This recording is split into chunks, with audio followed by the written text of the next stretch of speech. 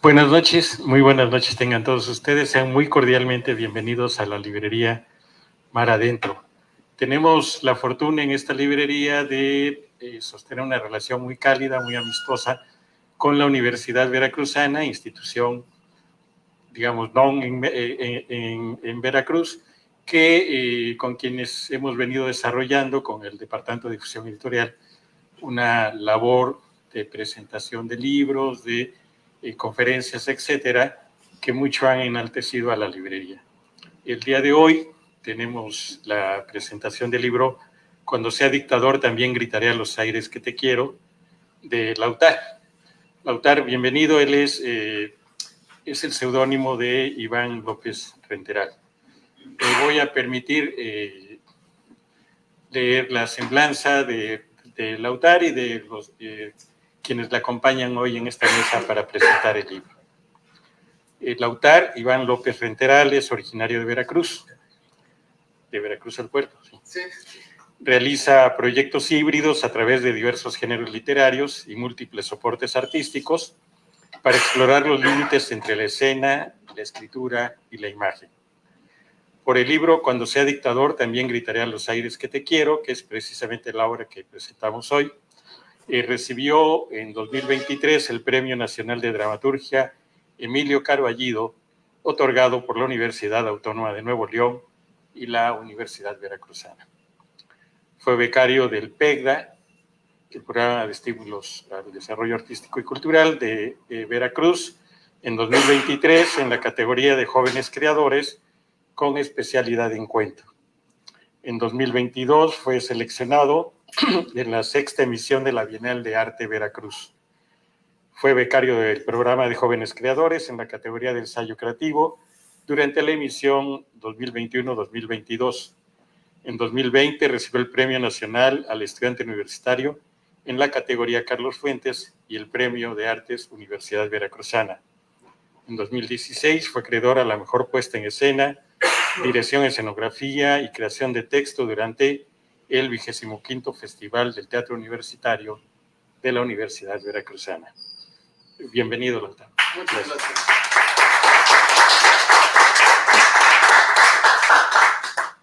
Acompañan a Lautar dos distinguidas personalidades y grandes amigos de esta librería, el doctor Daniel Domínguez Cuenca.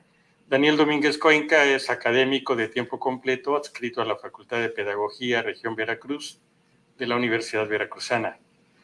Es profesor de la maestría en Artes Escénicas en la Facultad de Teatro, también de la UE, doctor en Letras por la UNAM con la tesis Teatro y Teatralidad en Juan José Arreola, maestro en Literatura Mexicana por la Universidad Veracruzana con la tesis Palimpsestos y Teatralidad en La hija de Rappaccini, licenciado en Ciencias Sociales por el ITAM, donde también cursó los diplomados en Ideas e Instituciones de México y en Literatura del siglo XX.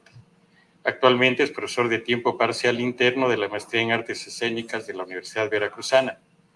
Desde agosto de 2016 hasta la fecha, ha sido coordinador de la especialización en promoción de la lectura, el programa de la Universidad Veracruzana en su sede de Veracruz, y docente en dicha especialización en la ciudad de Córdoba.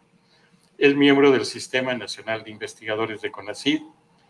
Es además artista escénico y dramaturgo en activo. Sus intereses de investigación exploran las fronteras entre la palabra, el acto y la imagen desde la noción de palimpsestos. Y finalmente me permito presentar a la tercera persona que nos acompaña, quien es César Montgomery Segura Gómez. Es egresado de la licenciatura en Lengua y Literaturas Hispánicas por la Universidad Veracruzana. Ha realizado estudios en torno al quehacer fílmico.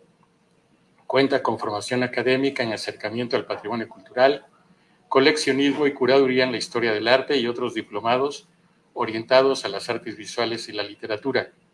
Cuenta con experiencia docente. De 2005 a 2012 fue catedrático de la Escuela de Ingenieros de la Armada de México y de 2008 a 2018 responsable de la Cátedra de Lenguaje Cinematográfico en la Universidad Cristóbal Colón.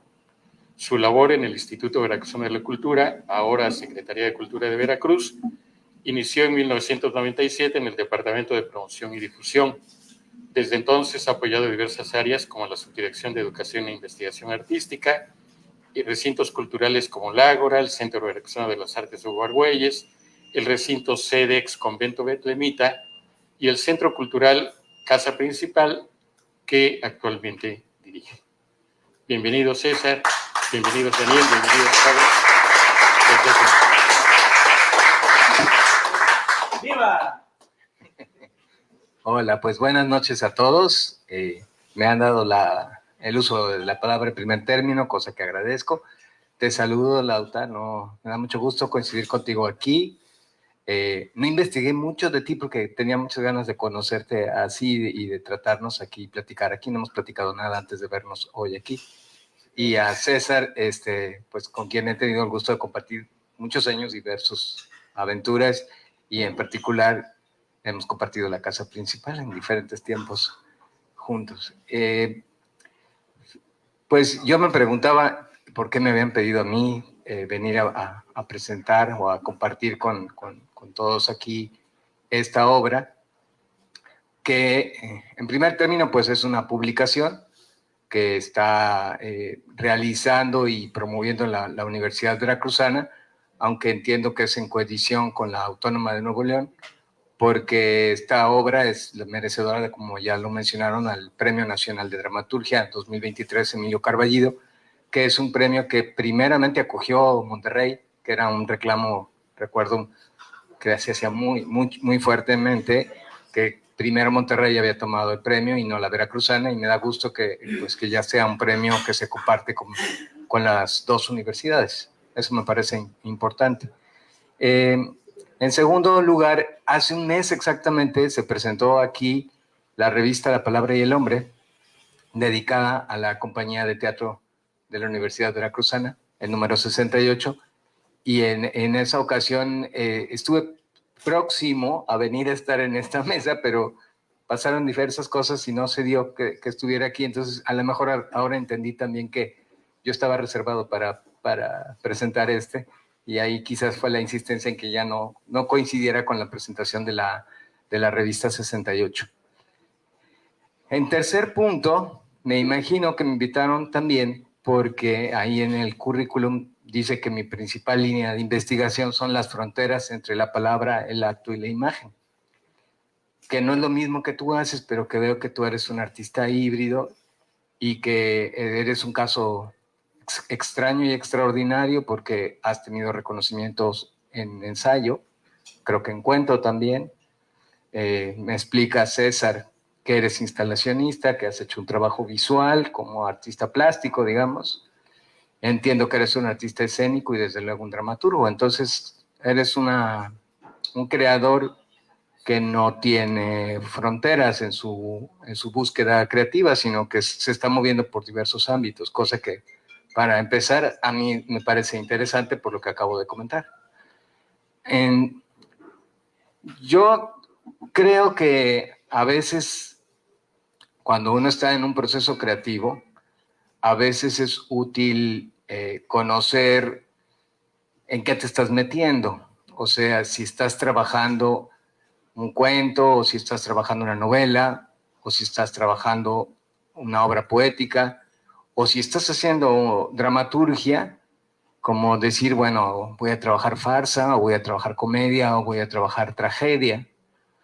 Pero yo entiendo que a ti no te está pasando eso, ni te preocupa eso. Entonces, lo que me interesaría es como iniciar una conversación en ese sentido. ¿Cómo es que te asumes tú y cómo asumes tus procesos creativos? Porque pues la mayoría de los creadores que yo conozco dicen, bueno, no, yo hago teatro y ya hago teatro, soy actor, dirijo y soy dramaturgo, y ya se me hace mucho.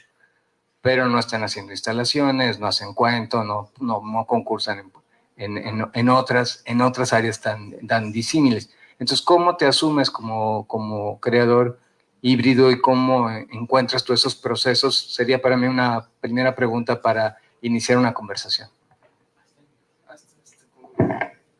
Creo que sí.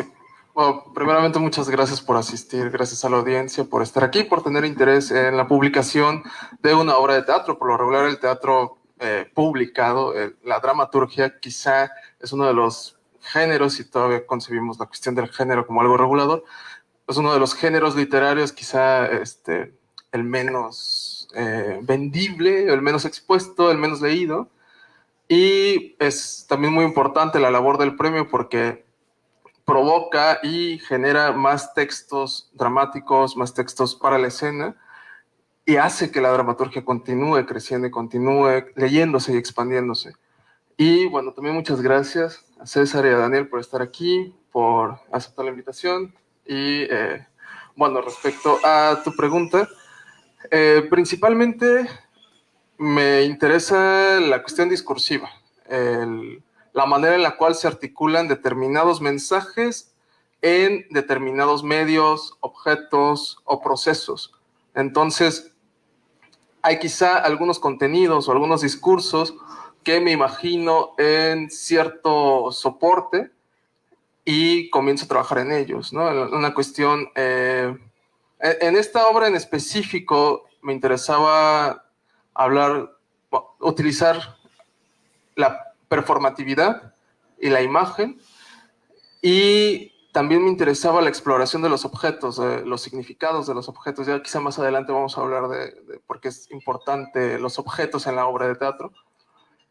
Y entonces, como no me interesa tanto a veces las cuestiones del género literario o de los soportes establecidos en cierto marco de clasificación, encuentro vertientes en diferentes disciplinas artísticas que pueden comulgarse en un mismo soporte o en este caso en un texto, ¿no?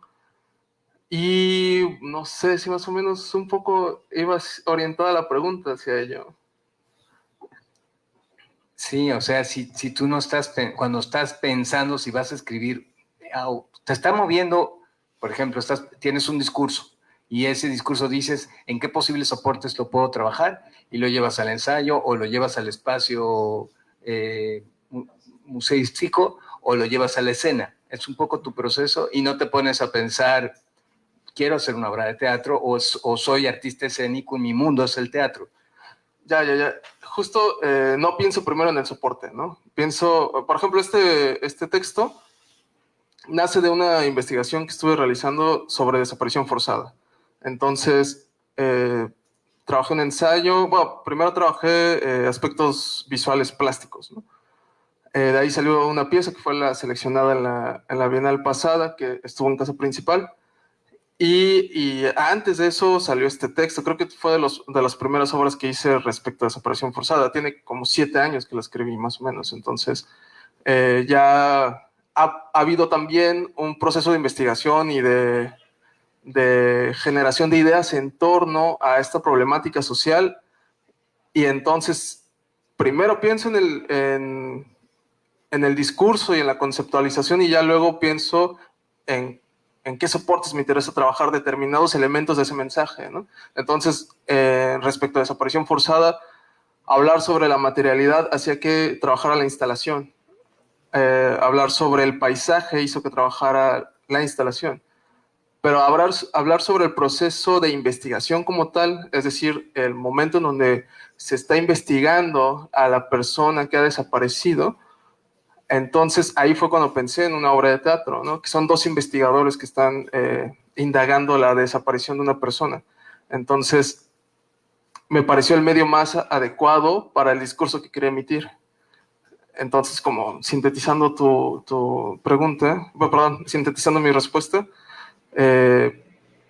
lo concibo como proyectos, ¿no? Entonces, de repente estoy trabajando este tema y lo concibo en diferentes tipos de proyectos en donde me gustaría expandir la forma en la que abordo el fenómeno. Entonces, es como una especie de conjugación para poder hablar desde diferentes perspectivas y aristas. Tengo otra pregunta, pero primero dejo a César hablar. Sí. Bueno, primero, nuevamente, también yo, gracias a todos, tampoco, igual que entre las otras muchas cosas que comparto con Daniel, no sé cómo llegué aquí, no sé cómo decidieron a quién invitar, y bueno, de todas maneras, lo agradezco mucho, que conozco a Daniel, como decía, hace mucho tiempo, y el autor lo conocí ahorita, hace poco, hace un año y medio, ¿no? Que estuvo la exposición. Ajá, más o menos. Y bueno, cuando me invitaron, en realidad, primero dije, bueno, es Lautaro y a mí me gustó mucho lo que expuso. De hecho, para mí era como la ganadora, pero las otras, yo no tomo las decisiones. Entonces, pues bueno. Y lo otro, el nombre del libro me pareció muy atractivo, muy interesante. Voy a confesar que era una cosa muy distinta a lo que había pensado. Pero bueno, Daniel es un experto en teatro. Yo no soy tan experto en teatro, pero me empecé a leer la obra y me pareció que encontré ciertas cosas. Había escrito algo, pero como está esta cuestión mejor de... Voy a leer solamente lo que quería leer. Era tres opiniones de por qué el jurado escogió esta obra. La primera es Juan Ramón Góngora. Es una audaz propuesta de texto dramático que concentra su eficacia en la interacción con el futuro espectador, abandonando casi por completo el recurso del carácter de los personajes y sustituyéndolo por un elocuente y apasionado discurso verbalizado, cuyo objetivo es exponer un tema muy doloroso para México, América Latina y el mundo. La otra, que es Verónica Bujeiro, dijo: cuando sea dictador también gritaré a los aires que te quiero. Destaca por la apropiación de un tema actual para ir más allá de las referencias habituales y así indagar en la insondable desesperación de un evento que a nivel político esquiva toda lógica posible. Y Mónica Jasso, por parte, dice: se trata de una experiencia estética contemporánea, una obra que escapa de los límites del teatro más convencional y estático. Fluye hacia una teatralidad performática, dinámica y aguda. Y en la investigación que estuve haciendo, llegué a un cuarto crítico, creo que el más crítico y el más mordaz de todos. Y dice: Tamal se comió algunas hojas con visible desagrado. Tamal es el perro de Lautaro. Y Julie me hizo bullying interrumpido porque es su love language. En casa tengo a dos críticos literarios que son insobornables e impiedosos, pero justos. Dicen que la mejor parte del libro se encuentra en la dedicatoria. El libro está dedicado a ellos dos, ¿verdad? Sí, efectivamente. Okay. Si llevan gusto de conocer una historia sobre deseos tiránicos, ensayos ridículos y detectives melancólicos, pues es esta.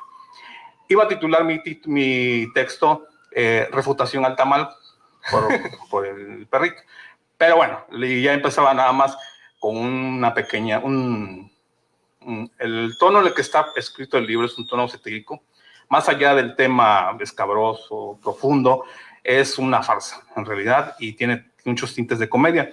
Y bueno, había una cita de Juan José Millás que dice: el humor, cuando es bueno, es la otra cara del terror. Es imposible el uno sin el otro. Por eso las situaciones más terroríficas muchas veces nos producen risa. Y yo creo que este libro está construido más o menos alrededor de esto. Y me parece que encontré una gran referencia, que es Los Detectives Salvajes, que básicamente es la misma historia, nada más que al revés. Allá es un sudamericano dos sudamericanos buscando una mexicana, y aquí son dos mexicanos buscando una sudamericana. Sí. No sé si realmente lo pensaste de esa manera. No, pero ahora que lo dices está curioso, no lo había pensado. Entonces, y bueno, allá es un viaje casi mundial. En realidad los detectives se dedican a andar. Y aquí es un viaje como más íntimo, más personal. Incluso se vuelve un viaje cósmico y un viaje cómico. Y me gustaría mucho, la verdad es que también que nos contaras, más allá de lo que yo haya escrito, es esta cuestión, esta relación con Roberto Bolaño, porque además también me dijiste que estabas haciendo tu tesis de licenciatura sobre esto. Sí, bueno, justo ahora estoy en proceso de titulación de la licenciatura en Lengua y Literatura Hispánicas en la UB, y estoy haciendo mi tesis sobre una novela de Roberto Bolaño. Entonces, no había pensado en esa relación, la manera en la cual se está buscando, en la relación que acabas de establecer, ¿no? En la manera de cómo se está buscando una persona, en Los Detectives Salvajes y en esta obra, ¿no? Y quizá fue algo muy inconsciente también, porque supongo que hace 7 años aproximadamente recién había leído Los Detectives Salvajes, o estaba leyendo Los Detectives Salvajes, no estoy muy seguro, pero sé que ya pasó bastante tiempo desde que lo leí. Y entonces, sí hay como diversas influencias dentro de mis procesos literarios y creativos de la obra de Roberto, porque si bien él se dedica únicamente a la literatura, utiliza diversas formas de representación dentro de la literatura. De repente habla sobre cine, de repente habla sobre fotografía, sobre música. Hay diferentes tipos de maneras de explorar la literatura a partir de diferentes disciplinas y medios artísticos. Entonces, me agrada también cómo se establecen múltiples conexiones de su obra, entre Los Detectives Salvajes, 2666, Amuleto. Hay un montón de ramificaciones de su obra por cada uno de sus textos, y es algo que también me interesa hacer. No quizá de una manera tan literal como que otra obra y luego en otra y luego en otra, pero sí de manera conceptual, que tengan proyectos, como te mencionaba anteriormente también, que el proyecto pueda tener una secuencia y una coherencia narrativa en diferentes medios. Y es algo que me detonó la lectura de Roberto Bolaño y que inconscientemente veo que justo está en dos detectives que también están buscando a una persona perdida, ¿no? Entonces igual y quieres leer un fragmento más. Y se me hace muy válida el hallazgo. Sí, como dices ahora, estás trabajando tu tesis sobre este autor, pues es lógico que en alguna medida lo traigas en la entraña, ¿no? Porque es el autor con el que estás trabajando. Intento separarme lo mayor posible también, porque pero es pues, imposible, sí, ¿no? Cuando estás tan inmerso. Sí, yo querría, complementando lo que dices, si te parece buena idea ahorita, leer las consideraciones de montaje. Ah, claro. Sí. Consideraciones de montaje. Cuando sea dictador, también gritaré a los aires que te quiero. Cuenta con 2 libretos para llevar a cabo la representación escénica. Por una parte, el libreto para actrices y actores, con los parlamentos correspondientes al desarrollo de la historia. Por otra parte, el libreto de espectador, que sintetiza y acompaña la investigación realizada por los personajes, cuyo inicio se encuentra en la página 81. Es preciso que cada espectador cuente con un ejemplar del libreto de espectador para discernir entre las pistas que los investigadores muestran en escena.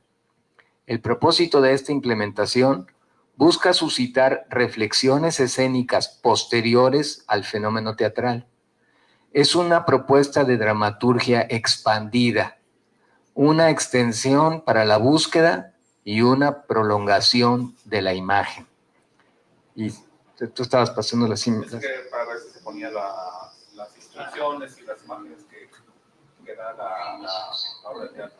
Que como decía ahorita en la página tal, aquí a la mitad la obra dice libreto del espectador, que lo van a ver ahí, y el libreto del espectador tiene esas imágenes. ¿Quieres decir algo de las imágenes?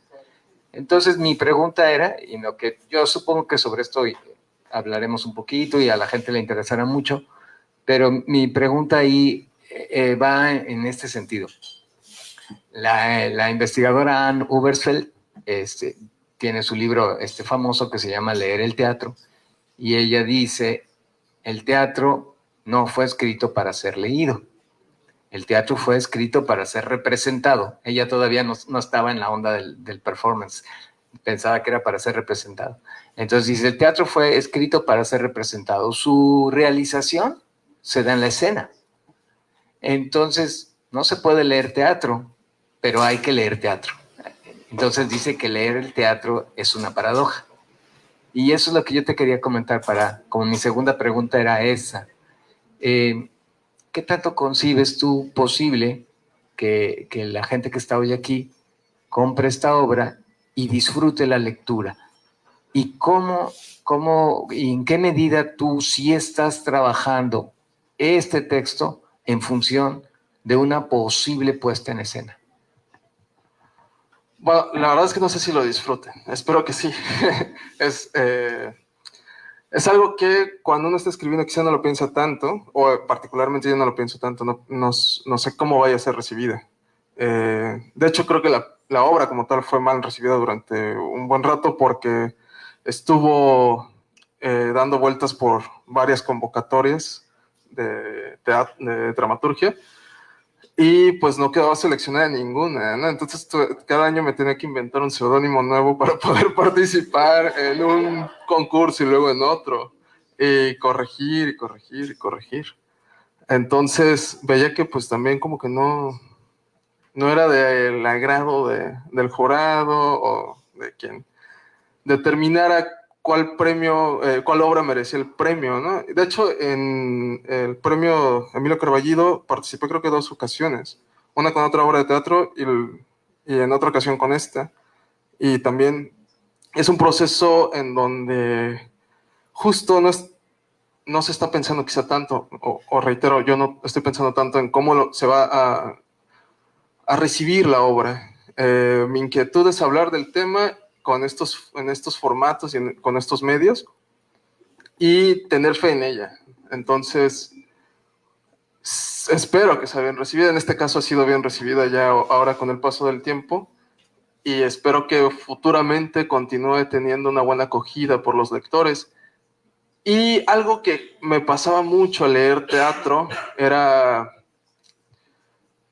estar imaginando continuamente cómo se va a llevar a cabo la puesta en escena de ese texto que estoy leyendo, y me parecía un poco o sumamente desconsiderado por parte de los autores, de los dramaturgos, porque decía, bueno, es que no le estoy leyendo pensando en montarla, le estoy leyendo pensando en sus cualidades narrativas, en la manera en la cual estructura sus personajes, en la forma en la cual realiza su trama. Y muchas veces pasaba que había textos con un sinfín de didascalias, anotaciones o corchetes, y ahora el personaje se mueve y brinca por acá y se come una manzana, ¿no? O ahora hace esto y aquello. O sea, es que ya me está sugiriendo demasiado. Me está sugiriendo cómo me tengo que imaginar la pieza y cómo representarla, ¿no? Entonces, cuando estaba escribiéndola, pensaba en 2 cosas. En que eventualmente esperaría que pudiera llegar a montarse. Eventualmente pudiera montarla yo también. Y sobre todo que iba a haber una persona leyéndola. Que si lograba pasar por toda esta travesía de la escritura, el montaje o la publicación, quizá en algún momento podría llegar a ser leída. Entonces, eliminé todas las acotaciones posibles. De hecho, eliminé todas las acotaciones. Más bien, cuando estaba escribiendo, no pensé en acotaciones. Y fue mi pareja quien me dijo, bueno, pero sí tienes que ser una al menos, ¿no? Porque de repente tienes imágenes y pequeños fragmentos de poesía. Y es la que acabas de leer justamente, en donde explica esta dualidad del libreto, tanto para los espectadores como para quienes la van a representar. Y decía, claro, es que tiene que existir una advertencia, por así decirlo, de que la imagen y el texto no están separadas, ¿no?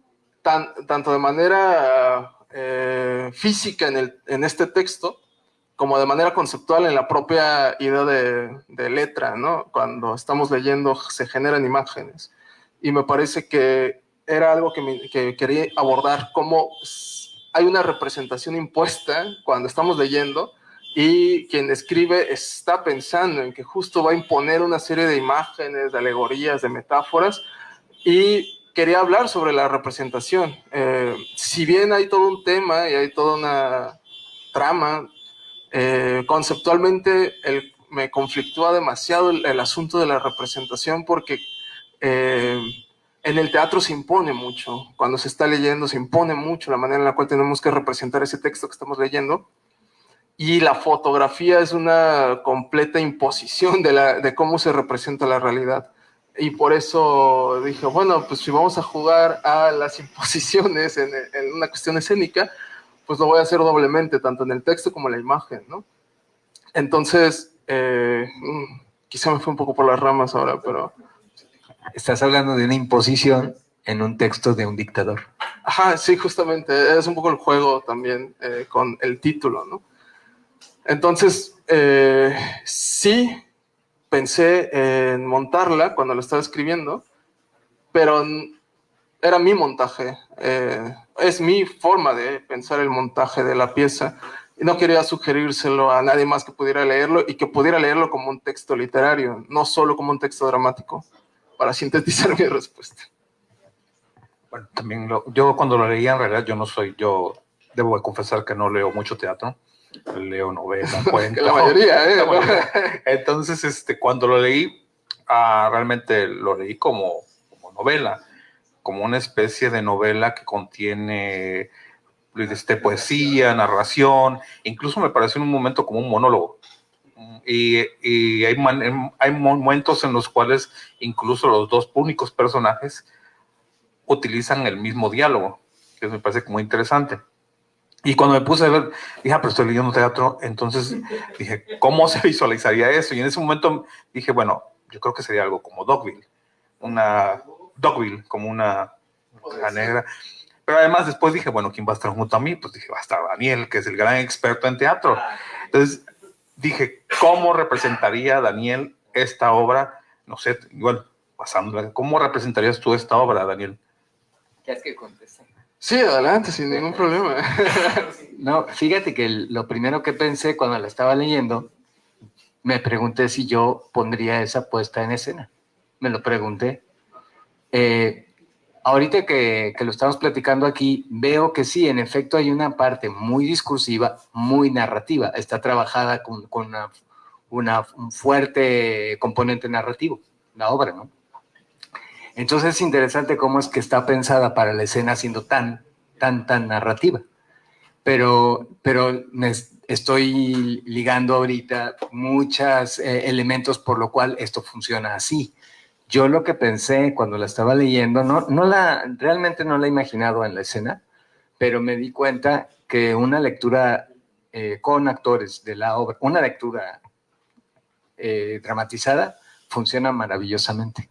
Incluso lo que yo pensaba es, ¿qué tanto necesitarías en escena para que esto se lleve adelante? Porque ya tienes esta, que lo van a tener o jugar con esto, con esta interacción con las imágenes, pero ya tres sillas y actores que estén interpretando esto, ya está o sea, yo ya siento que ya está lo escénico dado ahí, sin necesidad de tener que hacer demasiada reiteración sobre volver un otro espacio, el lugar en el que ya se está proponiendo la obra, porque a través de la palabra el espectador está viajando. Y no sé qué tanto darles más elementos físicos que cierren las posibilidades de interpretación a una visión, reduzca la riqueza de la obra, que así abierta, pues me hace pensar en todas las posibles desaparecidas que hayan sido, en todas las posibles mujeres que aquí mismo señalas que pude tener esa edad, pero esta otra, pudo haber salido de aquí, pero pudo haber salido de allá, y entonces es una multiplicidad de posibilidades que lo rico es dejarlas abiertas. Y estaba yo pensando en cómo funciona bien esta obra en una lectura.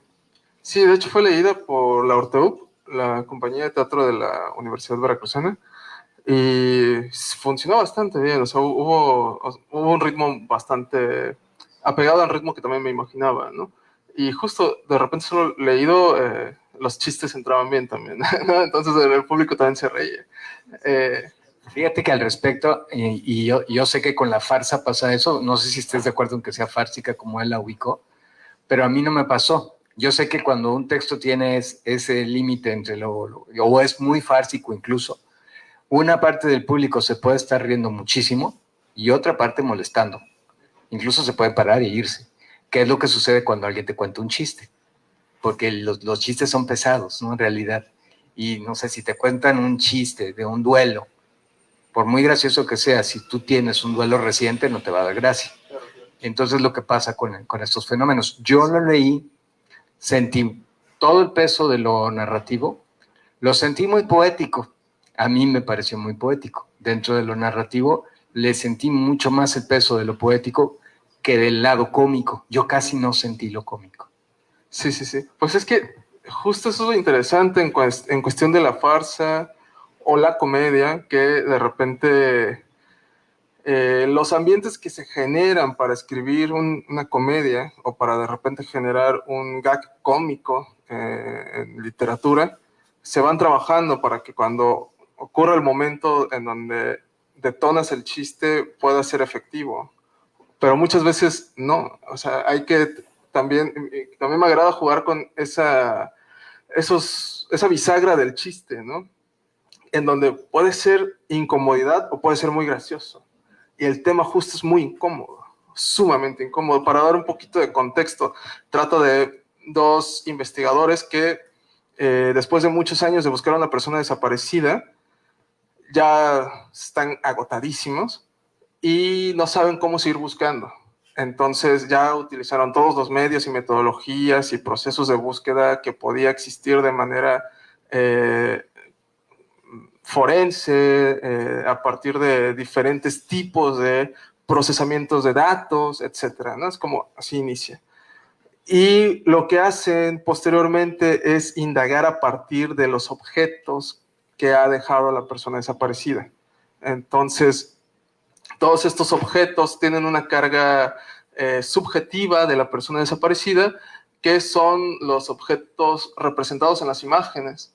Ese es el libreto de espectador que al mismo tiempo narra, por así decirlo, cada capítulo de la obra, que es lo de la casa o la cama. Entonces los investigadores van indagando en los objetos que puedan dar pistas nuevas, pero ya pistas incluso fársicas e inverosímiles, ¿no? De repente piensan en el origen del universo a partir de una silla y comienzan a generar una nueva teoría de la creación humana, bueno, de la creación del universo a partir de la silla.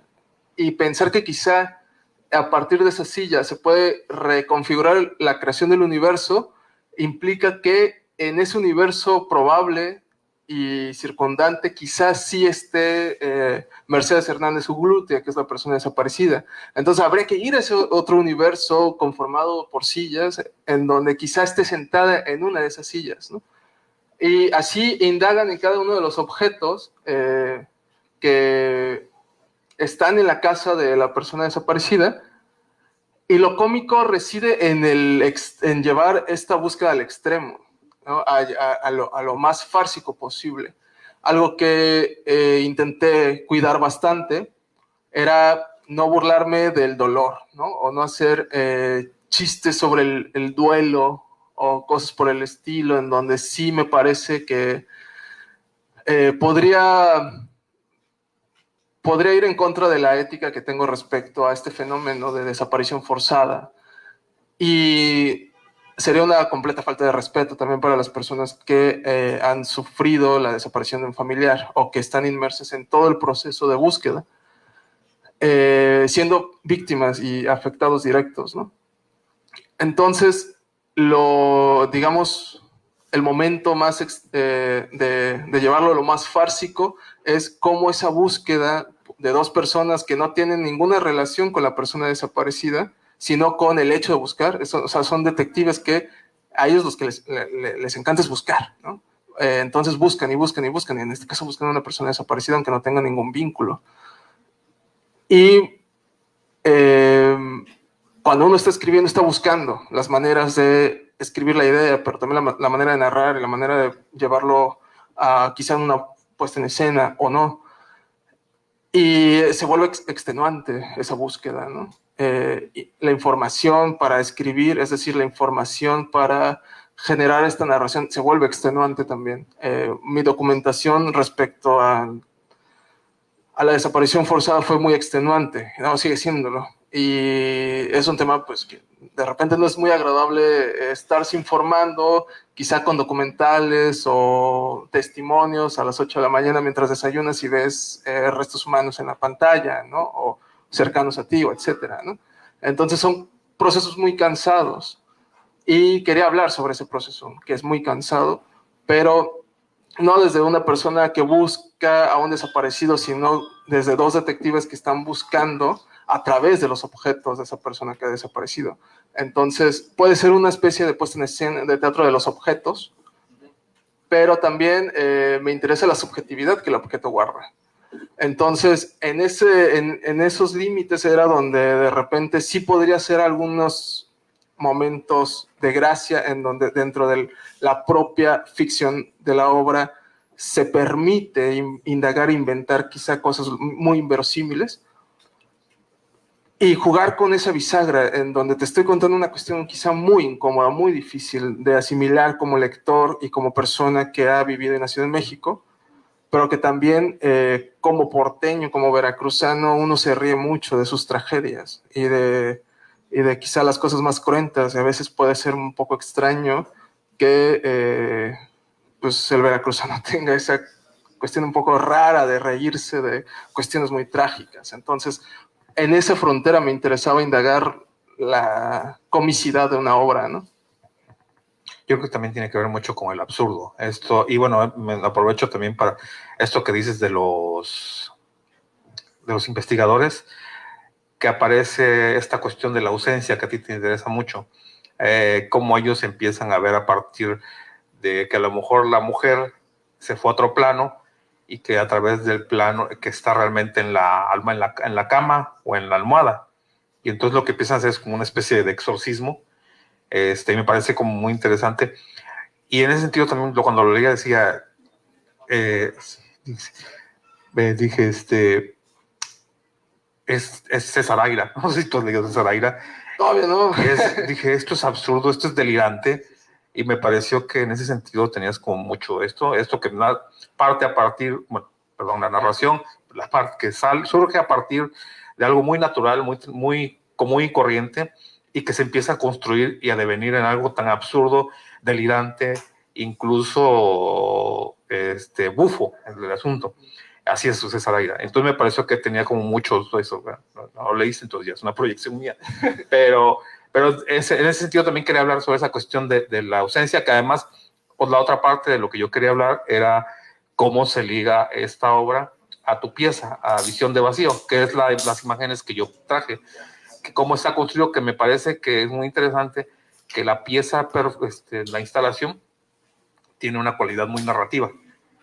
Y esta obra tiene una cualidad como muy plástica de alguna manera.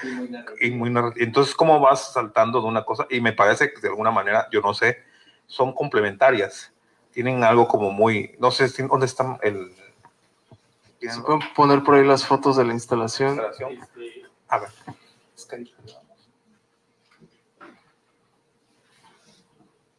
Bueno, Visión de Vacío es la pieza con la que Lautaro. ¿La tienes acá? Sí, les mandé la foto, no sé si las...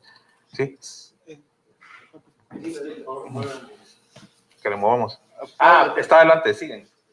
Ya, okay. No, eso. Ahí terminó. Ajá. Esto es lo que tú enviaste. Ajá. Y es un PowerPoint.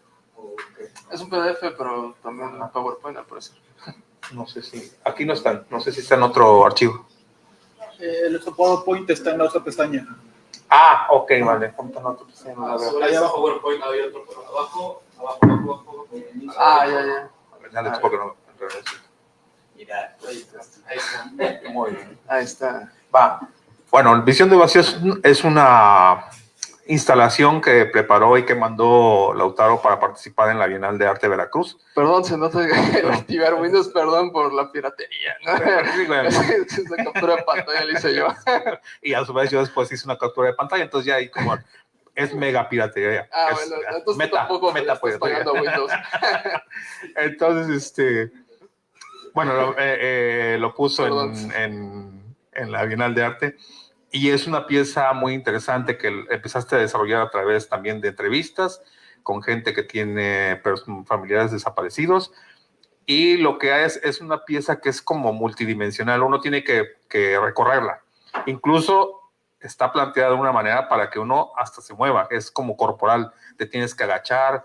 Hay un video que se está repitiendo.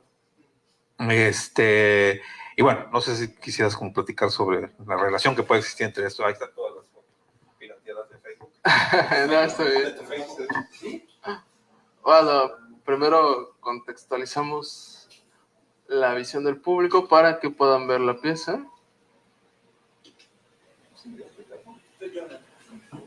La vio en vivo. Sí. De hecho, estuve 3 meses ahí con la obra, entonces ya lo reconozco. Ya te aprendiste los diálogos, ¿no? Bueno, ahorita vamos por partes. Bueno. Entonces, hace creo que 2 años estaba escribiendo un ensayo para el FONCA sobre desaparición forzada, pero sobre la manera en que el fenómeno de desaparición forzada afecta el paisaje, transgrede el paisaje. Entonces, cuando uno acude al lugar donde está la fosa, el sitio es distinto, el terreno es distinto, la manera en la cual a veces es muy sugerente el terreno, la tierra, el acomodo de las hojas, a veces no, es casi imperceptible. Se han ido tecnificando bastante las maneras en las cuales, desafortunadamente, se desaparecen personas, ¿no? Entonces, a mí me impactaba mucho cómo todo el fenómeno de violencia en Veracruz alteraba la manera en la cual percibimos el paisaje, como de repente un parque deja de ser un parque y se convierte en el sitio en donde arrojaron tal persona o tal parte de un cuerpo, o etcétera, ¿no? O tal bolsa negra con restos humanos. Me pasó cuando, bueno, yo nací acá y nací en una colonia un poco, bastante periférica, ¿no? Y bastante cruenta en esos tiempos. Entonces yo era un niño, adolescente, los volcanes, que es como, no sé si ubican el Coyol, está la parte más, un poco más al fondo después del Coyol, ¿no? Que es chiquito los volcanes, pero también es, en su tiempo fue bastante violento, ¿no? Entonces, pues hubo desaparecidos, asesinatos, balaceras, y era la época de Felipe Calderón, ¿no? Entonces, pues estaba bastante jovencito yo, tenía, no sé, como 12 años, no me acuerdo mucho, ¿no? Pero para mí de repente la esquina del parque dejó de ser una esquina en donde tomaba el autobús para convertirse en la esquina en donde aventaron restos humanos, ¿no? O de repente diferentes partes del puerto comenzaron a tener una significación en donde ya no podía quitar de mi memoria que en ese sitio hubo o una balacera o un levantón o etcétera, ¿no? El paisaje a veces entrañable se volvía una extensión del fenómeno de la violencia, ¿no? La manera en la cual concebía el paisaje fue cambiando, entonces, a partir de este fenómeno, entonces, cuando me mudo a Jalapa, pues también cerca de mi casa hubo algo así, en un terreno baldío, ¿no? Es justo donde pasó el tamal, entonces ahí, cuando yo llegué me contaron que habían aventado restos humanos. Entonces es un fenómeno del cual uno, como veracruzano, está desafortunadamente familiarizado, ¿no? Y quería indagar en esa manera de perturbar el paisaje con esta pieza. Es una especie de reproducción forense. En psicología forense se realizan entrevistas, se realizan indagaciones para conocer la subjetividad de la víctima o del victimario, pero principalmente de la víctima, ¿no? Entonces, a veces se revisan hasta sus redes sociales, sus diarios, si había diarios, sus pertenencias, se hacen entrevistas a las personas cercanas de la víctima. Hay todo un procedimiento en la psicología forense para ir delineando todo el aspecto criminológico de un delito. Y en este caso me interesaba hacer algo parecido. Nació por estar escribiendo un ensayo para el FONCA, que justo trata de todo lo que les acabo de decir. Y dentro de esas entrevistas, para el texto, para ese ensayo, hice muchas entrevistas a personas que habían sido afectadas indirectamente. Otra cosa también muy importante es que pues es una beca a final de cuentas que te dan para poder escribir, y no quería lucrar con de nuevo, como en este caso, con el dolor de las víctimas, ¿no? Entonces me interesaba saber la manera en la que este fenómeno repercutía a personas que estaban involucradas indirectamente, que quizá iban caminando por la calle y vieron una tirotiza, o que quizá, como en mi caso, ¿no? El parque donde iba a jugar de niños de repente había sido completamente absorbido por todos esos fenómenos de violencia, ¿no? Como el peatón, la persona quizá que no sufre directamente una desaparición forzada de un familiar, etcétera, es transgredido por esta violencia en distintas maneras de su subjetividad. incluyendo la modificación del paisaje. Entonces les preguntaba, hacía muchas preguntas, pero principalmente tomé estas dos para hacer esta pieza, ¿no? ¿Qué piensas cuando te digo la palabra fosa? Y ¿cómo definirías el vacío, ¿no? Había respuestas que de repente decían, no, pues es una fosa de agua, una fosa nasal, una fosa, etcétera. O respuestas como el vacío, pues es una persona me dijo, es un corte de carne argentina, me parece. Sí, lo es, ajá. Esta no es, esta es la de la cuenta del banco, por ejemplo. No, entonces, preguntas que detonaban aspectos de la subjetividad de la persona a la cual se le hacía la pregunta sin inducir directamente a una fosa clandestina o un vacío por una fosa, ¿no? Sino toda la cuestión polisémica de la palabra. Era lo que me interesaba también indagar, qué tanto una palabra polisémica como fosa, como vacío, que tiene diferentes formas de significado, diferentes significaciones, podía estar ya tan relacionada con o una fosa clandestina o el vacío de haber perdido a alguien o de haber encontrado una fosa o ver el hueco de la fosa, ¿no? Cuando me respondían sobre la palabra fosa, pues sí había muchas personas que me respondían que pensaban en una fosa clandestina, ¿no? O una fosa común, que son bastante distintas. Entonces, esas preguntas y respuestas están acá. Y les pedía que me dibujaran cómo imaginaban que era una fosa. Entonces, estos dibujos los reproduje para tener una estética común, pero básicamente son unos de los varios dibujos que las personas hicieron. Y a partir de ello, hice un video donde se demuestra todo el proceso de la manera en la cual se busca, ¿no? Es desde un lado más del peritaje, porque a veces no traen estos, los familiares no traen estos trajes en muchas ocasiones. Es raro verlos con estos trajes, pero los peritos sí, ¿no? Y como me interesaba la cuestión del peritaje y de lo forense, por eso lo reproduje como lo haría un perito, ¿no? Entonces el video muestra cómo se hace todo ese proceso de búsqueda. Y por último, la parte de enfrente es una mesa semejante a las que se utilizan en las CEMEFOS y en periciales, en donde se llevan los restos o las pertenencias de una persona, entre muchas otras cosas. Entonces, acá me interesaba generar no solo una trayectoria del espectador para que hubiera una serie de piezas atrás y otras adelante y pudiera recorrerla, sino que también pudiera agacharse, ¿no? La parte de arriba es la parte que pertenece a la naturaleza, por así decirlo, dentro de la composición de una fosa, porque eso es como una descomposición de la composición de una fosa, ¿no? Son los elementos compositivos de una fosa, ¿no?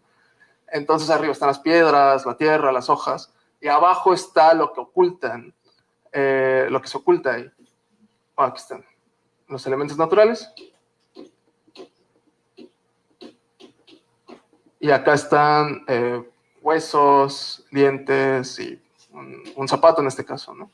Entonces, lo que quería es que el espectador también se agachara, ¿no? También tuviese que bajar, tuviese que descender para indagar en la pieza. Y así es como, bueno, además es una narración, no es un cuento, pues, ¿no? Con inicio y fin, pero sí es una narración que, a mi manera de pensarlo, está cuestionada en lo procesual y en lo conceptual, ¿no? Está la representación atrás y la presentación enfrente. O sea, este es lo que sí se ve en la naturaleza, ¿no? Lo que sí vemos como objeto, y atrás está la representación de todos los significados y significaciones y experiencias en torno a este objeto. Entonces, y ya para no extenderme tanto, así es como me imagino los proyectos. De repente estoy trabajando este tema y pienso en todos estos elementos. ¿Qué fue antes, la obra o la La obra. La obra. Ajá. ¿Y la obra de alguna manera influyó en la pieza? O la pieza influyó. No, la pieza, ¿verdad? Pues es que es un tema que he estado trabajando ya varios años. Entonces, todas las piezas y las obras tienen parte de esa indagación. Acá utilizo elementos de psicología forense, pero en la obra también, ¿no? Porque también es sobre los objetos y se hacen entrevistas y hay una serie de elementos de la psicología forense. Entonces, pues un poco así es como voy configurando los proyectos artísticos. Está este tema en específico y lo abordo desde diferentes aristas. Y esta es una de ellas. Quizás por lo complejo del tema, como ahorita lo estamos mirando, es que a mí no me llevaba a lo fársico, pero cuando lo estamos ahorita platicando sí lo veo. Y sí, recuerdo que sí, estaba el humor también, pero el tema que es muy dominante y tan difícil de tratar es lo que creo que en algunos posibles lectores o espectadores lo lleven a tomar una posición más grave, ¿no? Y, por ejemplo, esto no da risa para nada, ¿no? No. Entonces, pero es el fondo que está acá también. ¿cómo? Es el fondo de Ajá, la obra. Ajá, sí, o sea, esta es una manera mucho más cruda de exponer la realidad, de representar la realidad quizá. Y no tuvo, como bien mencionaba César anteriormente, no tuvo tan buen recibimiento, ¿no?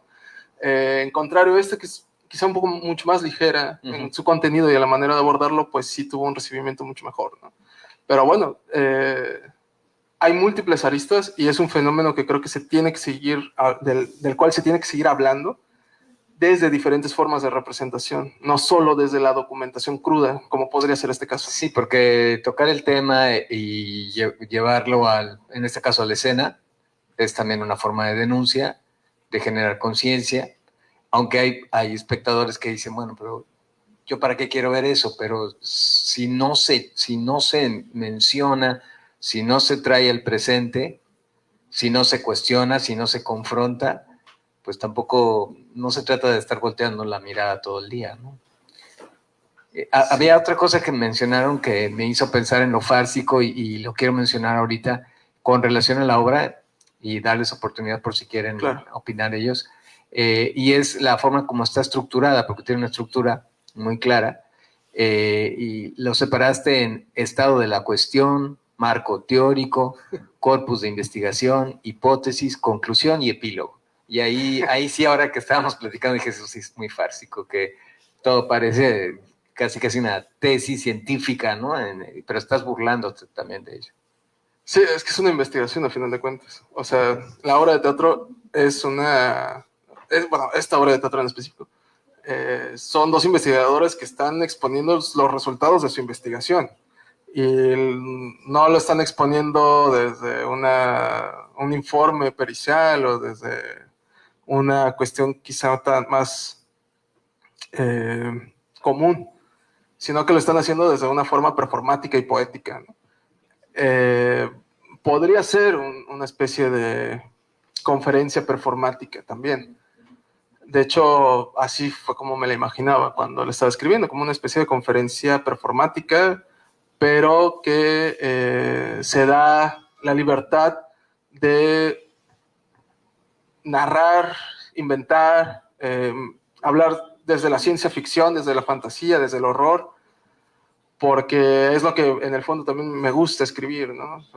Todos estos géneros que en algún momento fueron menores y que ahora han resurgido, y creo que desde el horror y desde la ciencia ficción, y en este caso desde el performance y lo escénico, se puede encontrar nuevas maneras de narrar cosas que han generado momentos traumáticos de nuestra experiencia con la realidad, y encontrar nuevas palabras para poder abordar ese trauma, ¿no?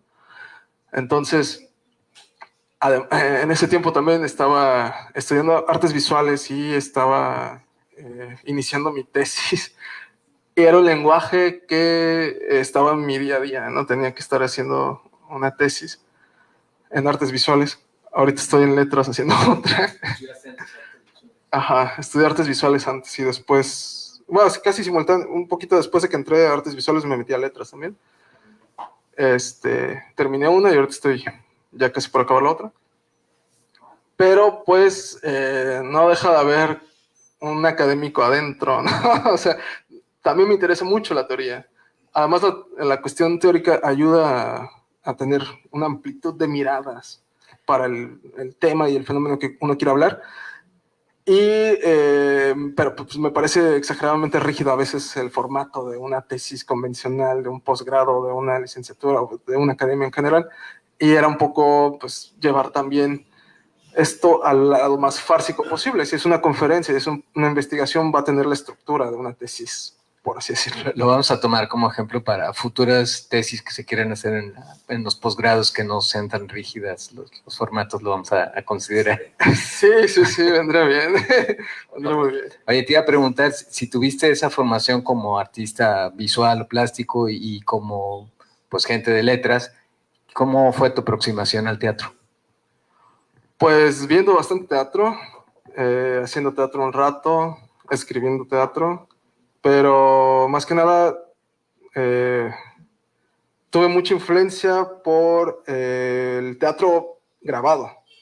Es decir, de repente me empezó a interesar mucho una compañía de teatro que se llama Lagartijas Tiradas al Sol. Quizá algunos ubiquen a los lagartijos. Y pues como ellos se presentan en Ciudad de México o fuera del país, a veces graban sus obras de teatro. Y son obras de teatro que, además de ser grabadas y de ser un formato visual, tienen mucha visualidad, mucha plástica. Y ellos y una compañía que se llama Sasha Waltz fueron los que me influenciaron bastante para decir, claro, en la escena se puede hacer algo distinto. Y luego en mis estudios de artes visuales conocí a una autora que se llama Eliana Diegues, que habla sobre liminalidad y escena expandida. Y entonces también me abrió mucho el panorama. No, bueno, ya para dejar el micrófono y ya cuando me puse a releer Los Detectives Salvajes, encontré una cita que me parece que es como muy propia y muy adecuada. Dice, hay una literatura para cuando estás aburrido. Abunda, que es la que abunda. Hay una literatura para cuando estás calmado. Esta es la mejor literatura, creo yo. También hay una literatura para cuando estás triste.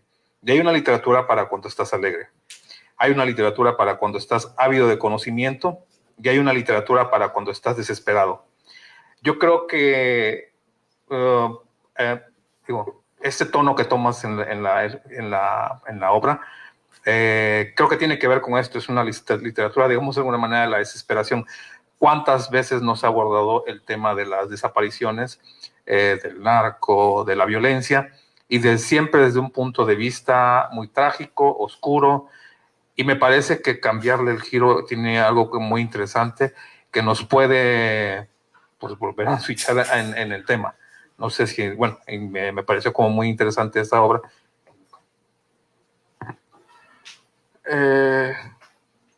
¿Tu comentario tiene formato de pregunta? ¿Verdad? Ok. Sí, bueno, no sé si quieren agregar algo más. Pero, bueno, perdón, aunando a lo que estabas diciendo, sí, me parece que para despertar sensibilidades distintas en torno a un fenómeno que ha sido abordado de maneras muy amplias por los medios, pero también y casi a veces de manera extenuante, llegó un punto en donde se prohibió hablar de ello, ¿no? El cual también me parece bastante trágico. Pero también en las artes visuales se ha hablado mucho del fenómeno. Y llegó un momento en donde, por ahí de 2014, 15, no estoy muy seguro, la curaduría artística en México dijo, bueno, es que otra vez una artista hablando sobre desaparición forzada y sobre violencia y no sé qué. Y hay una artista que se llama Teresa Margolles que hizo una obra que se llama ¿De qué más podemos hablar? O algo por el estilo. Que justo decía, bueno, pero es que esto está imponiéndose en nuestro día a día, ¿cómo vamos a hablar de otra cosa? Y sí, podemos hablar de otra cosa. Pero creo que, así como en Sudamérica se ha hablado mucho de la dictadura, creo que, y han encontrado nuevas maneras de narrarlas todavía 50, 60, 40 años después. Creo que en México también este fenómeno que es tan transversal va a continuar quizá rigiendo muchos aspectos de nuestra vida cotidiana y a veces hablando de otra cosa, hablando sobre cómo se limpia una ventana, quizá también terminemos hablando sobre violencia y sobre desaparición forzada y sobre todos los fenómenos alrededor de ello, ¿no? Y creo que esas formas y narrativas distintas se están explorando actualmente porque necesitamos continuar sintiéndonos, ¿cómo llamarlos? Sensibles al fenómeno. Tenemos que seguir teniendo ese ojo bastante abierto y esos oídos bastante abiertos para decir esto no se ha detenido. Bueno, no sé si quisieran agregar algo más. Pensando en lo que ahora habías dicho. Pues primero preguntar al público si quieren hacer un comentario. Sí. Rosa.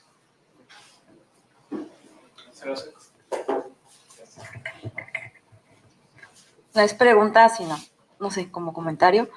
Si fue una coincidencia el que 10 años después, bueno, 10 años después y un día de la desaparición de los 43 se haya elegido la fecha de presentación de esta obra. Esas son las estrellas, lo que hacen esas cosas. Pues sí fue una coincidencia. No sé, las personas de la editorial si lo planificaron así con mar adentro. Pero sí fue una coincidencia. ¿Alguien más que quiera participar? Hasta con efectos o no. Estoy muy intrigado. También debo de aceptar el crimen de casi no leo teatro, a pesar de y me llama mucho la atención tu perspectiva. Hablaban del horror al inicio de la conversación y la otra moneda, la otra cara de la moneda, que es la comedia, y que ambos yo creo que coinciden en que depende de la exageración. Algo muy mundano lo llevan al extremo con un resultado cómico o tal vez aterrador. Y algo que adolece en ambos géneros, son muy explotados por baratos también, porque son de efectos, son efectistas. No les digas baratos, por favor. A mí me encanta, adoro el terror, no, pero hasta en el sentido de lo barato puede tener algo justo. Y puede, no sé, quién sabe qué me delate. El cine B es maravilloso. Sí, lo amo. Y puede ser como un arma de doble filo, porque puede ser ahorita muy vigente, son temas que nos duelen todavía, pero tal vez dentro de 20 años envejecen muchísimo. La comedia y el terror, no es lo mismo un chiste contado hace 20 años, lo contamos ahorita y nos sacan a patadas tal vez de aquí.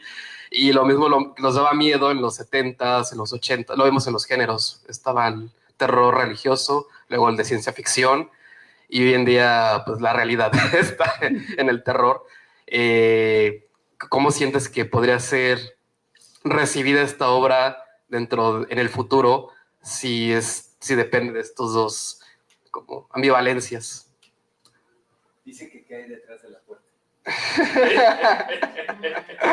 El montón de seudónimos quemados para participar en los premios. Ahí la frustración está detrás de la puerta también. Y el horror. No, pues mira, primero tendría que seguir imprimiéndose y seguir leyéndose para que justo pueda trascender en unos 5, 10 o 20 años y que entonces haya una relectura y saber si envejeció, ¿no? Eso es lo más difícil, quizá. Pues es muy difícil.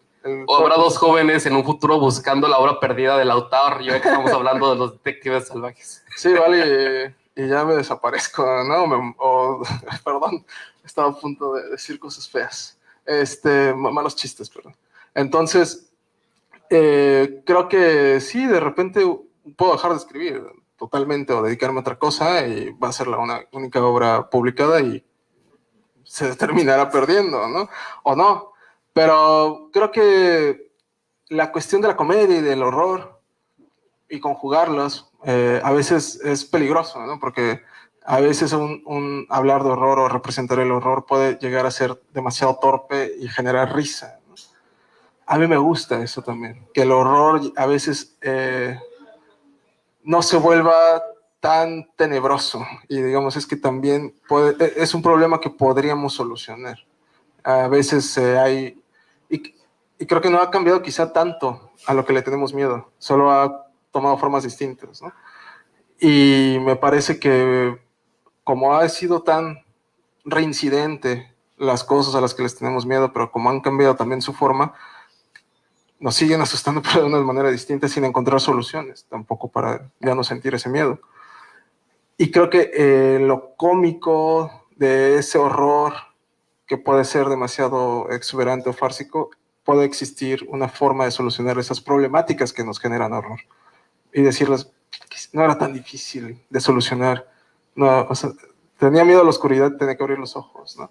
Algo por el estilo. Gracias. No, a ti. No sé si alguien más quisiera participar, hacer algún comentario. Gracias. Buenas noches. Buenas noches. En mi opinión, bueno, casi yo no leo, teatro, sin embargo, Parece la carta de presentación. Hola, buenas noches, vengo a una presentación de teatro. No leo teatro, pero... sí, adelante. sin embargo, todo este tema y todo lo que nos has explicado, la verdad es que sí me ha captado mi atención, creo que de varios, porque en efecto es un tema que, o realmente es una realidad que estamos viviendo, ¿no? O sea, ya en todos lados. Y mencionaste algo que sí, que es una realidad. El hecho de que no solamente considero que los veracruzanos tomen o perciban de una manera graciosa o como normal el hecho de las desapariciones forzadas, sino ya es, o sea, a nivel nacional. Estamos viviendo una época en donde se violentan a diferentes personas, o sea, no solamente mujeres, sino también hombres, jóvenes, niños, niñas, todos. Y bueno, realmente el punto a donde nos querías llevar, ¿no? Del terror en lo que es la obra, tratar de verlo también desde otra perspectiva. Sí me ha interesado, yo la verdad también tengo, bueno, ahorita conozco personas, de hecho lo viví, conozco personas muy cercanas que sí fueron parte de todo este suceso, y creo que deberíamos conmovernos o realmente no tomarlo ya como el día a día, ¿no? Porque es como hacernos insensibles o ya no nos está pasando nada, y realmente sí está pasando. Pero tengo una duda. Sí, adelante. Una inquietud más bien. ¿Por qué el nombre o a qué obedece el nombre del libro? Eso realmente sí me... Gracias. Sí. Justo van a hacer la lectura de la parte que justifica el título, pero solo quería agregar una cosa rápidamente. Mencionabas que de repente podría ser gracioso todo este fenómeno o algo así, entendí. Y creo que el libro no busca que este fenómeno se vuelva gracioso o encontrar algo cómico en ese fenómeno.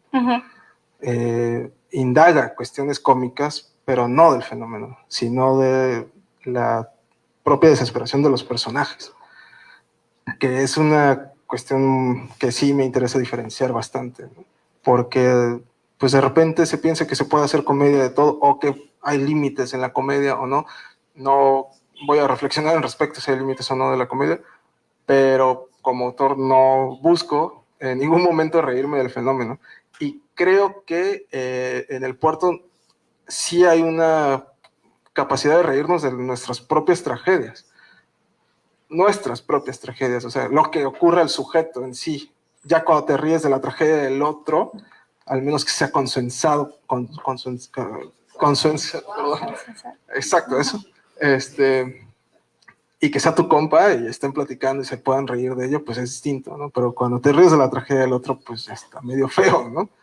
Entonces, es algo que sí, en el puerto y como porteño, considero que es distintivo. Sí nos reímos de nuestras tragedias individuales, ¿no? Pero no del otro tampoco. Y es algo que también en cada momento intento ser muy cuidadoso con ello, ¿no? No me río del otro, me río de la tragedia del personaje que estoy escribiendo y delineando, que estoy inventando su subjetividad, ¿no? Perdón, y ahora sí, después de ese paréntesis. Pues no sé, pues igual, no sé cuánto tiempo tenemos para leer una página y media. No, pues igual ustedes tienen que cenar o vale. ¿Sí te parece entonces que leemos la lectura? Investigador 1. Mercedes no residía más en su habitación, a pesar de remover el mundo tras su búsqueda. Lo voy a hacer sin intención, solo lo voy a leer, ¿vale? Mercedes no residía más en su habitación. A pesar de remover el mundo tras su búsqueda, persiste tanto mar y tanta tierra, tanta oscuridad y tanto espacio que cubren los 168 centímetros de Mercedes. El día de hoy podría ser irreconocible, anciana, diminuta, con ojeras muy grandes, canosa, quizá calva, quizá convertida en un montículo de tierra en medio de cualquier lote baldío, devorada por un pez, que sería devorado por otro más grande, y después por una persona, y después por un retrete hasta la oscuridad de una alcantarilla. Podría ser el humo de un cuerpo carbonizado que se mezcló con el oxígeno respirado por los pulmones de un niño en Bangladesh. Podría ser una larva, un humano, un ave, una cañería sin fin. Podría ser cualquiera. Detrás de la puerta, sí, el siguiente personaje. Investigador 2. Podría ser cualquiera. Cuando recorra las líneas del suelo que me transportan a las líneas de mis manos y pierda el rumbo por completo, yo podría ser cualquiera. Cuando me extravíe y decidan buscarme, podría ser cualquiera.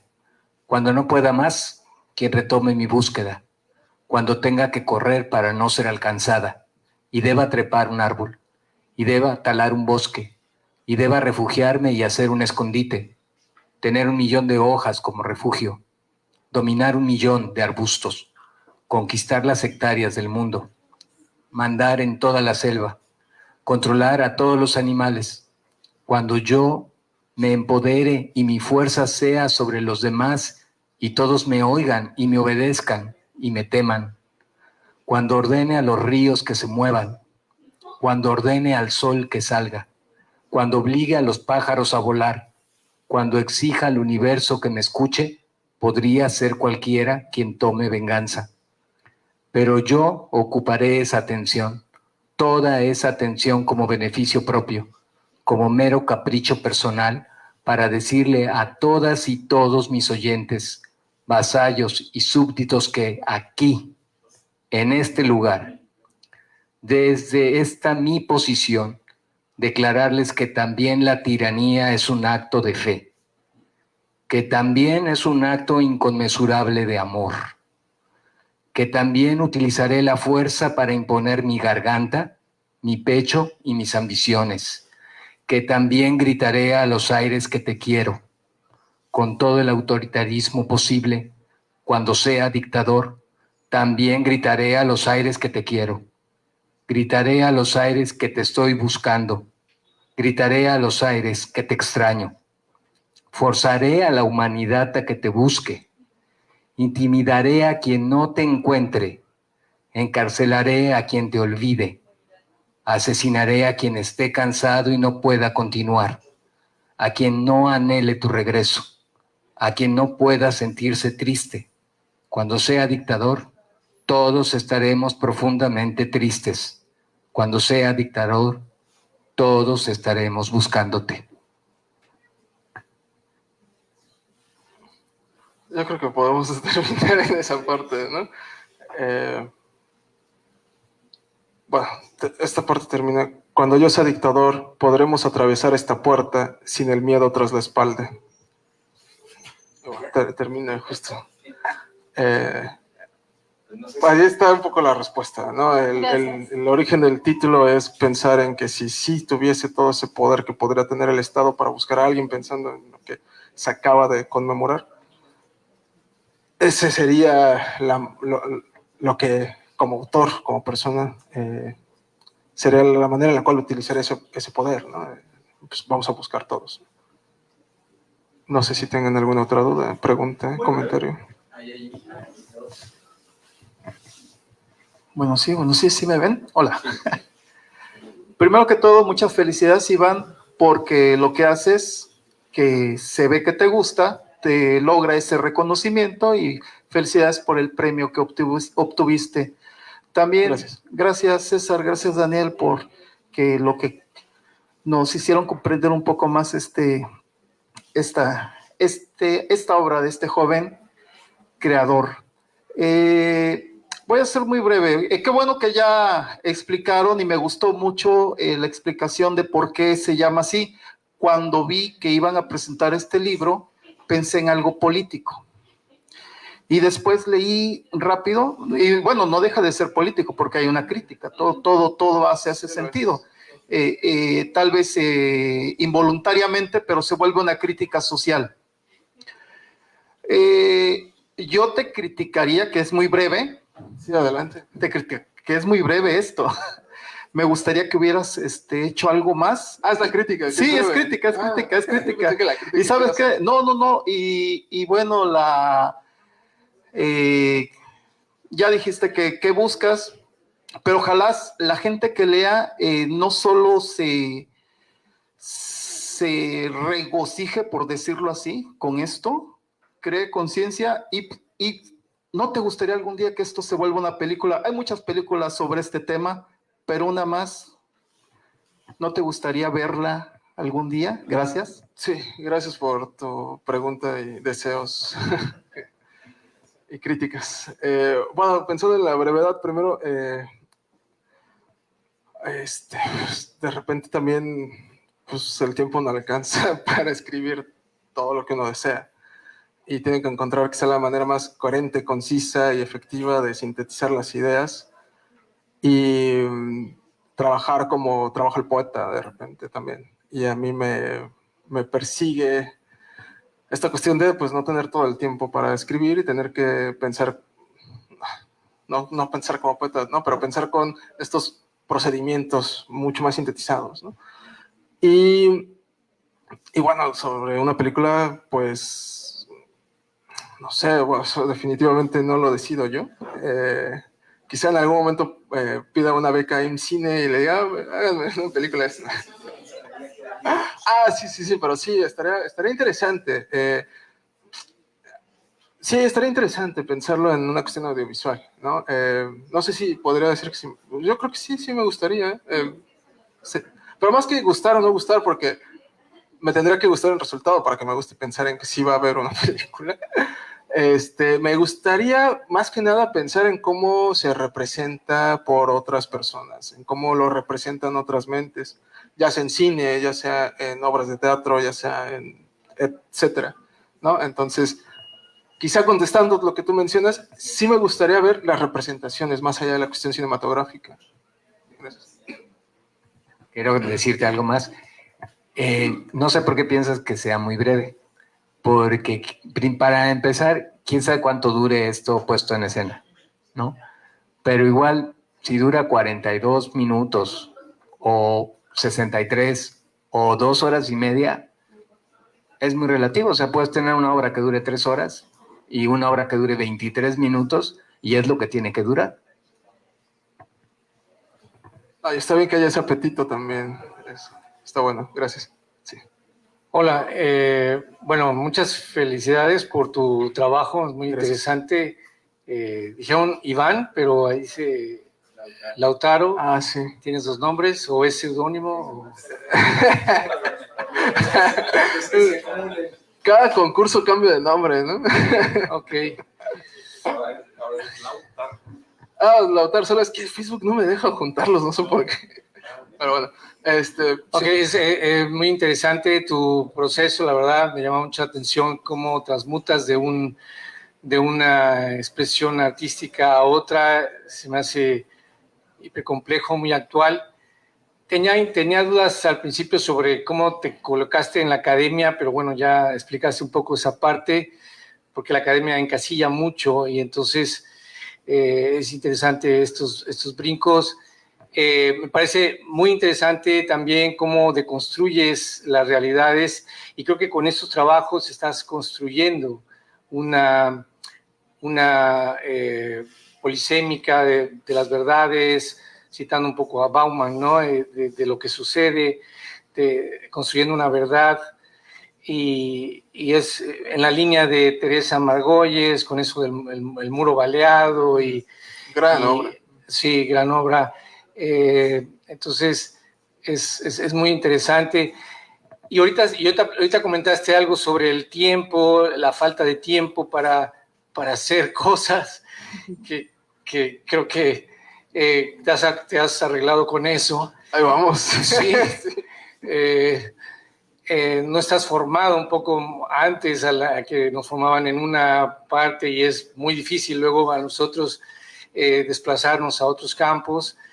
Y en ese sentido, creo que una pregunta obligada para tu generación y esta época, si te has acercado a la inteligencia artificial para hacer estas transmutaciones de temas, de campos, que agilizan esos tiempos actuales para construir algo, una narrativa, o no piensas acercarte ahí y quedarte en tu proceso más analógico, por llamarlo de alguna manera, que te da satisfacción, resultados, o por esta rapidez de los tiempos, si ya te acercaste o si tienes pensado tocar ese camino. Pues no he implementado esa tecnología en una obra como tal. Ahorita justo, bueno, no en ese momento, ¿no? Pero en estos días, en estos últimos meses, he estado escribiendo un libro de relatos, y son relatos de terror y de ciencia ficción, y en específico uno habla sobre la inteligencia artificial de una manera muy proyectada hacia el futuro, y reflexiona cuestiones de la interacción entre la desaparición y la inteligencia artificial, pensando que hay aplicaciones que incluso pueden reproducir cómo una persona muerta hablaba o cómo se veía si no había fotos. Hay una cuestión ahí muy curiosa que puede pasar en algún futuro respecto al duelo y respecto al dolor de perder a una persona, que la inteligencia artificial seguramente va a trastocar. No lo he utilizado para cuestiones prácticas dentro de mi trabajo. Bueno, sí, para investigación de tesis. De repente es como que, ¿qué autores han hablado sobre esto? ¿No? Sintetiza un poco la forma, pero eventualmente tienes que ir a revisar directamente el texto. Entonces todavía no lo he explorado tanto porque no me encantan los resultados. La generación de imágenes de la inteligencia artificial todavía no termina de cuajar en mi gusto, por así decirlo. Y no tengo un renderizador en mi computadora tan potente como para utilizar Midjourney o algo por el estilo, ¿no? Entonces, no como tal, no lo he utilizado, pero sí me ha interesado reflexionar sobre los estragos que puede causar de repente la inteligencia artificial. Gracias. ¿Hay otra participación? Sí, ¿qué tal? Bueno, yo más que nada quería felicitarte por encontrarle, al final de cuentas, arte, ¿sí? A un problema tan serio, ¿no? Porque, bueno, yo lo viví de cerca y no cualquiera, no sé, tú dices, una cubeta, una silla, una libreta, y es en lo que menos se fija, pero las personas que tú describes justamente se fijan en eso, y no tengo todavía la oportunidad de leer tu libro, lo voy a leer, pero sí me llamó la atención cómo tú expresaste eso de, no sé, de intentar buscar a una persona por medio de eso, que pues para alguien de este medio yo creo que ni lo piensa, o sea, son cosas tan insignificantes. Y también me gustó eso de que lo que dices, ¿no? Que quién sabe si ahorita ya es polvo, si ahorita ya es comido por una larva o así. Porque es justamente lo que piensan las personas, pues que viven eso, ¿no? O sea, y que no logran encontrar a esas personas.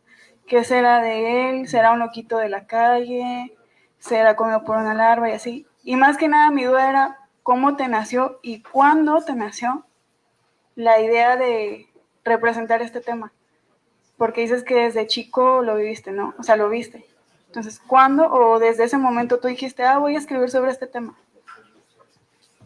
Bueno, quizá las personas que están buscando un desaparecido no estén pensando tanto en la transformación de la materia, es decir, en la transformación de la persona que desapareció, porque siempre se piensa viva y se busca siempre pensando en que se va a encontrar viva.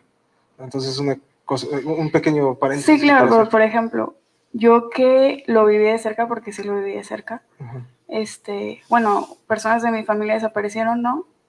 Y nunca aparecieron, y ya llevan años que pasó eso, y nunca aparecieron, y no es un tema que se hable diario en mi familia ya, pero es un tema que pues todos sabemos que pasó. Y no es un tema que se hable, pero que sí se ha hablado en su momento, y justamente eso, ¿sabes? O sea, mi abuela dice, ¿pero qué será de ella? ¿Será una loquita del centro? ¿Cómo le habrán hecho? ¿Qué le habrá pasado? ¿Cómo sufrió, no? Tal vez las autoridades no piensan eso, pero uno como familiar, obviamente lo piensa, ¿no? ¿De qué manera se fue? Obvio, las autoridades no te van a decir, tu familiar ya descendió de este mundo, ¿no? Pero obviamente, pues, tu familia lo va a pensar. Sí, gracias por compartir tu experiencia. Y sí, es extraño de repente la manera en la cual se percibe la idea de vivo o desaparecido, ¿no? Es problemática también. Y cuando se ha experimentado, es a veces complicado externar esto que me estás mencionando, ¿no? Bueno, es que sí me he imaginado las consecuencias después de quizá muchos años, ¿no? Yo he interactuado con personas que quizás no llevan procesos tan largos, ¿no? Pero seguramente hay recovecos de algunas personas que sí pues, pensarán en qué se ha convertido el resto, ¿no? Porque algo muy importante es que cuando encuentran positivos, cuando encuentran restos, pues es doloroso, pero también catártico, ¿no? Sí, claro, o sea, yo admiro esa parte porque sí es justo lo que uno piensa. Las autoridades no, pero es justo lo que uno piensa. A mí lo que me llama la atención es si tú dijiste cuando lo viviste, perdón, sí, que me dices de los volcanes, que vives ahí, que lo viste, si en ese momento te nació o fue más a futuro que tú dijiste, voy a escribir sobre esto. O sea, esa investigación que llevas. Ajá. Sí, perdón, que me hiciera un paréntesis. Y contestando eso,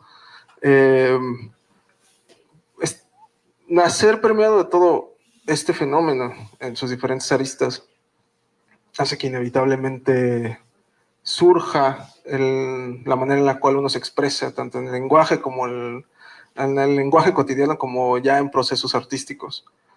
De repente también, pues sí he vivido algunas cuestiones de desaparición no forzada precisamente, pero desde que comencé a experimentar asuntos de pérdida y de duelo y cosas por el estilo, comenzó a gestionarse una duda y un interés por reflexionar sobre el duelo, la desaparición. Y en ese momento mi medio más inmediato era escribir. Posteriormente lo he hecho en otras formas. No te puedo decir así como un momento detonante. La muerte de familiares cercanos son momentos detonantes. La muerte de amigos son momentos detonantes. La desaparición de una persona cercana son momentos detonantes. Hay muchos momentos en donde un tema te alcanza tanto que te avasalla y me gusta escribir, no me gusta lo que escribo, ¿no? Ni de lo que investigo de repente, porque hubiera preferido que me eligiera otro tema, ¿no? Arropar otro tema, quizá hablar sobre botánica o cosas por el estilo, pero de repente cuando hablo sobre botánica pienso en desaparición forzada, en la cuestión paisajística de lo que puede existir dentro de un entorno agreste, ¿no? Entonces, son diferentes momentos detonantes y, digamos, como para sintetizar, ya no podía hacerme a un lado cuando el tema estaba tan presente, ¿no? Y solo pues me tocó hablar de ello, ¿no? Así como quizá pudo haber sido otra cosa, pero creo que es a partir de la experiencia cotidiana cuando comienzas a decir, voy a hablar de esto, ¿no? No, sé que no es una respuesta quizá muy definitiva, ¿no? Pero es que justo no es un momento específico. ¿Cómo?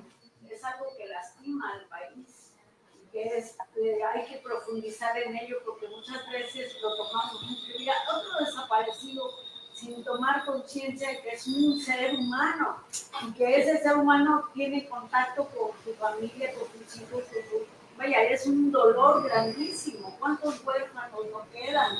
¿Cuántas veces? Es decir, es un tema muy profundo que yo creo que lo han tratado un poco y que debería profundizarse más para hacer conciencia a la gente del dolor tan grande que eso representa. Justo ha tocado usted un tema, una parte muy dolorosa que también ahora estoy intentando reflexionar. Las infancias que están muy marginadas o que han perdido a sus padres, ¿no? Las infancias huérfanas.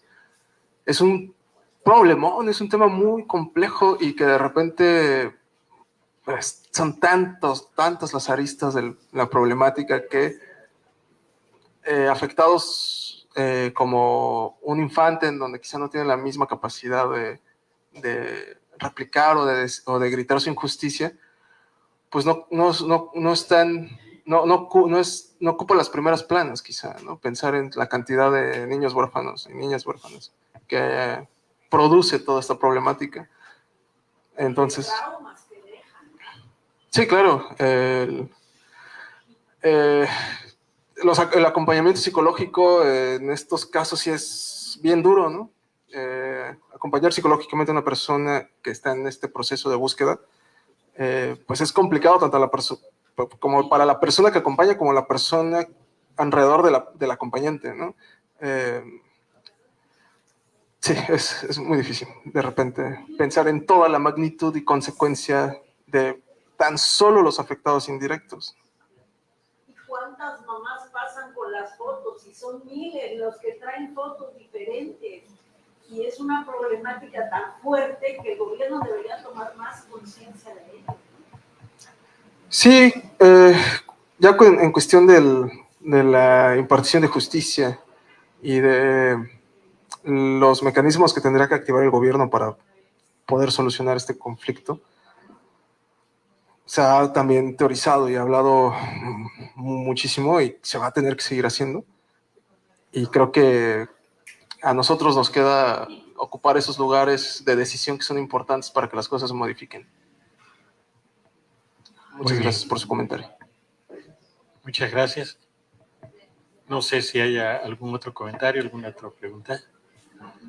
Bueno, pues no nos restaría entonces sino agradecer a quienes participaron en esta mesa su muy estupenda participación, felicitar pues a los autores y recordarles que el libro está a la venta en Mar Adentro, es una obra editada por la Universidad Veracruzana que, insisto, es para nosotros una institución fundamental. Y muchas gracias a todos. Buenas noches. Aprovechen a comprar el libro. Generalmente cuesta 250, hoy está a 125 y aparte van a tener la firma de Lautaro. Y mucha gente se arrepintió cuando vino Fernanda y no tiene temporada de huracanes firmado, o cuando vino Juan Eduardo y no tiene tampoco firmado. Entonces,